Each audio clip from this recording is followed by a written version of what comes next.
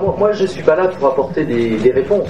Je suis là pour poser des questions. Ce qui m'intéressait, c'était de suivre le comportement d'une jeune fille mystérieuse et essayer de comprendre ce personnage. Après, il y a plein de raisons qui peuvent expliquer, mais c'est vrai que j'essayais pas de faire un film sociologique ou un film psychologique. Moi, ce qui m'intéresse, c'est le mystère des personnes. Il y avait un journaliste tout à l'heure qui me parlait de Buñuel, justement, qui disait qu'il fallait laisser les choses mystérieuses. En art, c'est ce qu'il y avait de plus beau. Et moi, c'est ce qui m'a plu dans ce personnage féminin. C'est le paradoxe, c'est que cette jeune fille, effectivement, comme vous dites, elle a tout. Elle a la beauté, elle a l'argent, elle a une famille compréhensive, et pourtant, ça ne lui suffit pas. Elle a besoin d'aller ailleurs. Et je pense que c'est ça qui m'a vraiment intéressé. C'est ce qui m'a donné envie de faire le film. Bueno, no estoy aquí para dar respuestas, hago cine para plantearlas, ¿no? Y justamente es lo que me interesó en esta película, ¿no? Bueno, antes hablaba con un periodista de Buñuel y hablamos de la famosa frase de Buñuel, ¿no? El arte, o sea, la belleza en el arte es el misterio. Es justamente eso lo que me interesó, ¿no? En esta película, o sea. Peut-être aussi parce que moi je prends des détours aussi dans ma vie. Je pense que c'est vrai que souvent mes films parlent d'une évolution de personnages qui se transforment le temps du film et souvent qui ont besoin de prendre des chemins de traverse et pas prendre le chemin normatif pour arriver là où ils veulent. Et il y a une phrase d'un film de Bresson qui est très importante pour moi, le film Pickpocket, où le personnage dit à la fin: quel long chemin j'ai fait pour arriver jusqu'à toi. Et c'est une phrase qui me parle et qui pourrait correspondre à beaucoup de mes personnajes.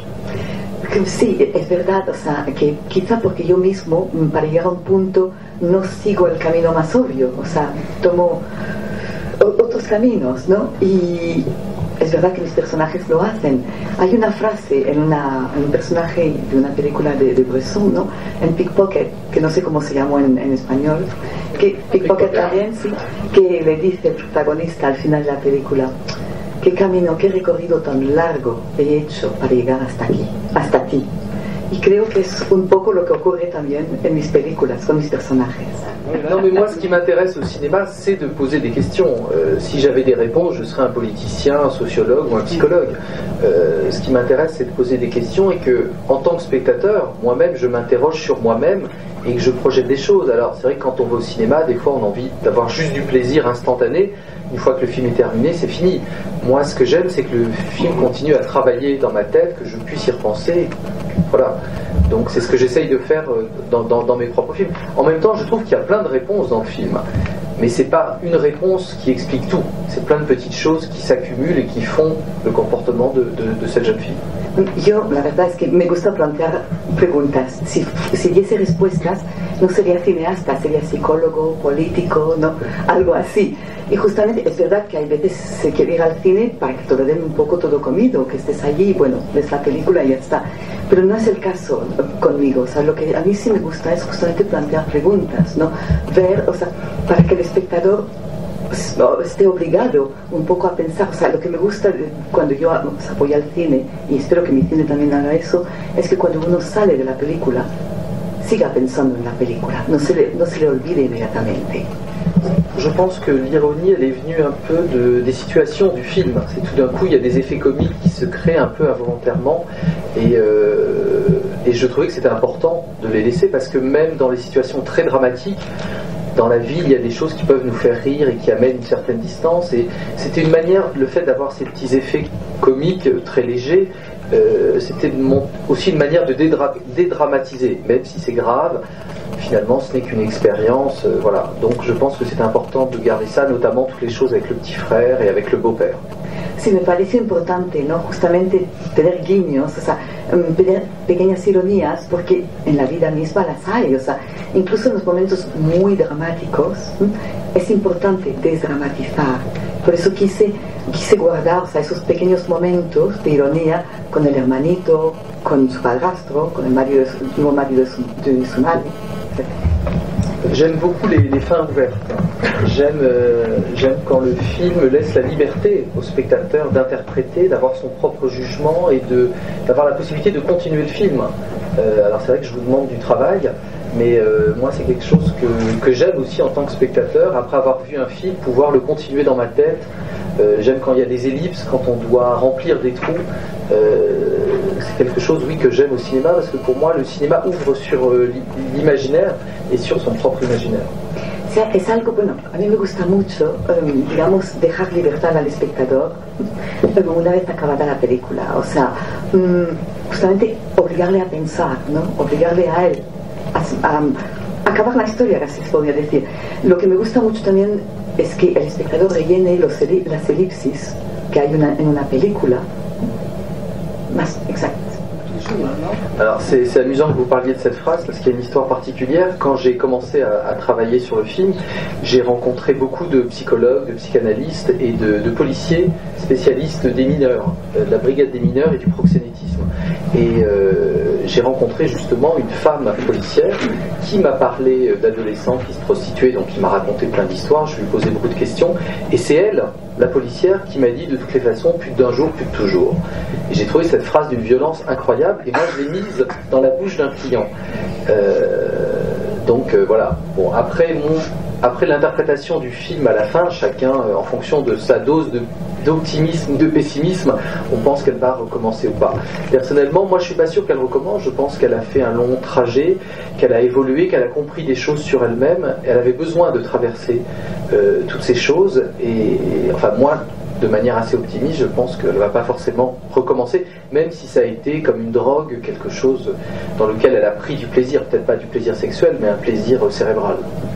Bueno, antes de rodar la película, mientras escribía el guión, hablé con muchísimos psicólogos, policías, o sea, policía de la brigada de menores, etcétera, etcétera. Y es una anécdota curiosa, porque justamente me hace gracia que se acuerde de esta frase, porque hablando con una policía que se ocupaba, una mujer policía que se ocupaba de menores, o sea, de adolescentes que se prostituían, fue ella la que me dijo la frase. Me pareció una frase tan tremendo, o sea, tan violenta, de una agresividad tan grande que se me quedó realmente grabado, ¿no? Eso por una parte. No, otra vez. Je l'ai mis dans la bouche du client. Y entonces por eso la puse, en boca del cliente, decidí ponerla en boca del cliente, ¿no?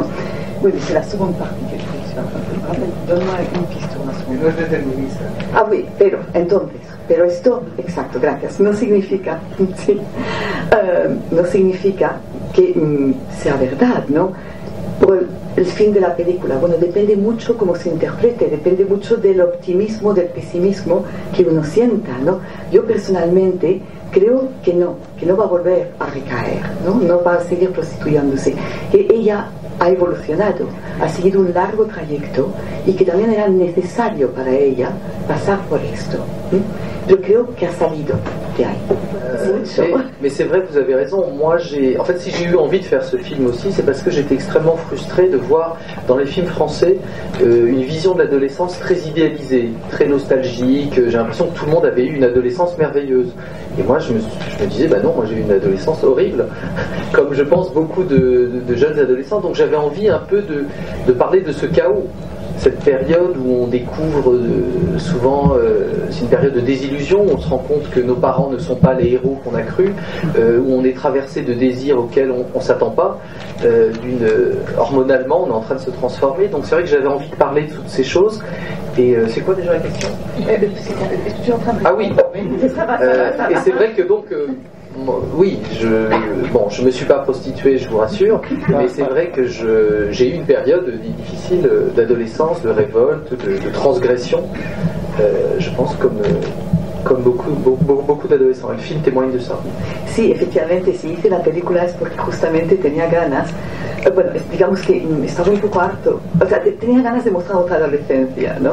Porque estaba un poco harto de las películas donde siempre la adolescencia es un momento mágico, fantástico, maravilloso, donde hay una cierta nostalgia por ese momento, ¿no? Cuando la mía, la verdad, fue horrible, creo que como la adolescencia de muchísima gente, porque es un momento de muchos cambios muy profundos, cambios hormonales, donde uno no sabe realmente a dónde va, donde también se pierde esa idea de que los padres están en un pedestal, ya no son los héroes que pensábamos, todo eso, ¿no? Pero de todos modos quiero tranquilizarles, no me prostituía, no llegué, pero no tuve tuve una adolescencia caótica, dolorosa, repito, como creo que mucha gente tiene. Ce qui m'intéressait aussi, c'était de montrer que les adolescents étaient un peu, du point de vue des adultes, un peu comme des monstres. Enfin, voilà, s'il y a tant de films sur les vampires, sur Twilight par exemple, ils sont traités comme des loups-garous. Et je pense que les adolescents sont un petit peu comme ça. Ils sont en train de se transformer hormonalement. Et pour leurs parents, souvent, ils sont très, très, très mystérieux. Ils deviennent des étrangers pour leurs propres parents qui voient leurs enfants et qui n'ont pas envie de les voir grandir et découvrir la sexualité.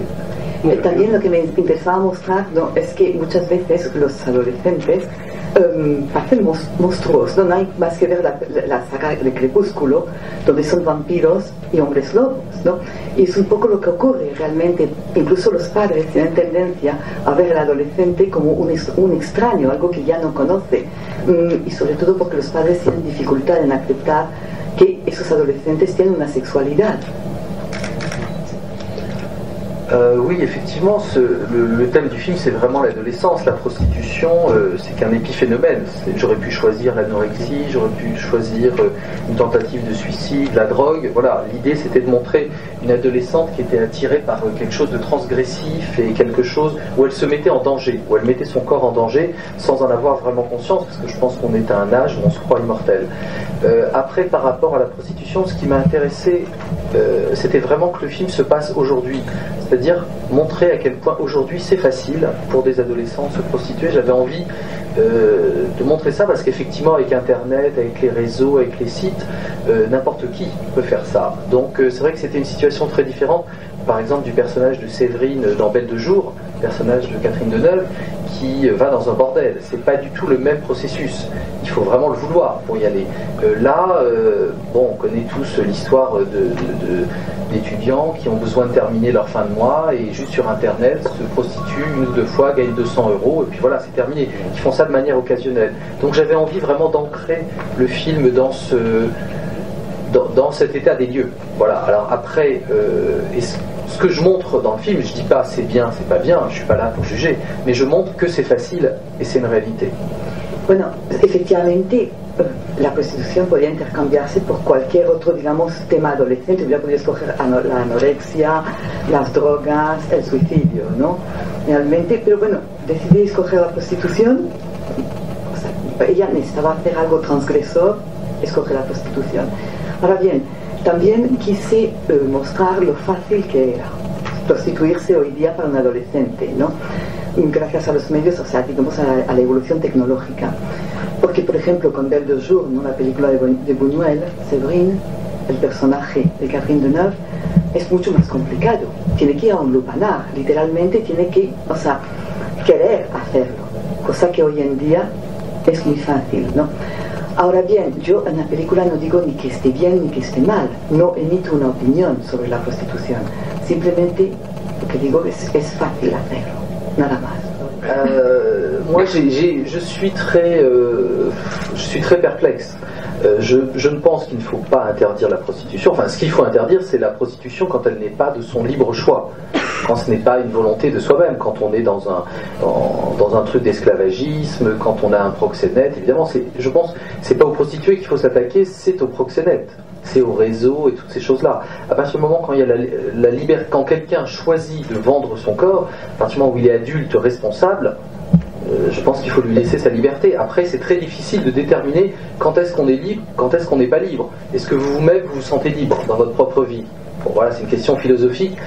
Ça amène des abîmes de questions, donc c'est très difficile d'avoir un avis tranché, je pense.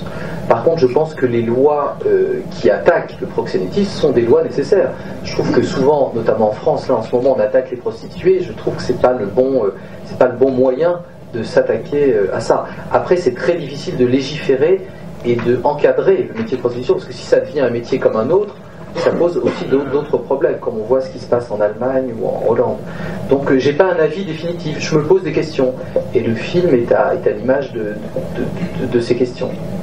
Bueno, yo pienso, o sea, mi opinión es que si si uno quiere prostituirse, siempre que la prostitución sea por libre albedrío, está bien. Y lo que creo que lo que está mal es cuando entra en cuestión el chulo, el proxeneta, etc. Cuando ya se habla de una casi o total esclavitud, ¿no? Entonces no. Y lo que ocurre es, yo pienso que las leyes deberían justamente atacar a los proxenetas, a las redes de prostitución, pero no a las prostitutas, como ocurre ahora mismo en Francia. La ley va dirigida en contra de las chicas, de las prostitutas. Eso no me parece correcto. O sea, ahora bien, libre albedrío. También es una cuestión muy relativa, porque ¿se siente usted realmente libre? ¿Dónde está la libertad? ¿No? También esto es muy peliagudo. También está la cosa de que si se toma la prostitución como una profesión y se legaliza, como ocurre en partes de Alemania y en Holanda, empiezan otros problemas. O sea que realmente, como dijo al principio, me deja perplejo. O sea, no sé muy bien qué contestar.